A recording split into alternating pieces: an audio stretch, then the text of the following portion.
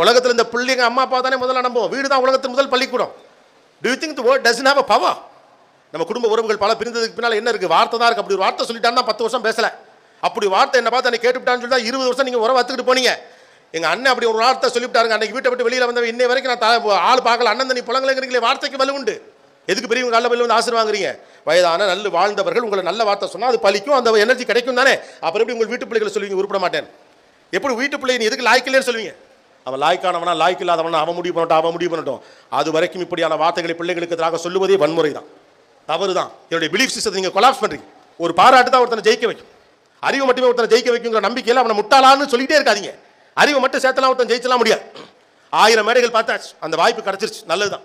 ஆனால் இன்னைக்கு நான் சொல்றேன், என் பள்ளிக்கூடத்தில் எனக்கு கிடைத்த கைத்தட்டு தான் என் காதல் எப்போதும் ஒலிக்கிறது. ஓடான்னு அன்னைக்கு தட்டினான். ஜெயிச்ச பிறகு உலகம் கைத்தட்டும். உங்க பிள்ளைக்காக ஜெயிப்படான்னு நீங்க கைத்தட்டணும். உலகமே கைத்தட்டின பிறகு நீங்க வந்து கைத்தட்டி இப்ப என்ன இருக்கு?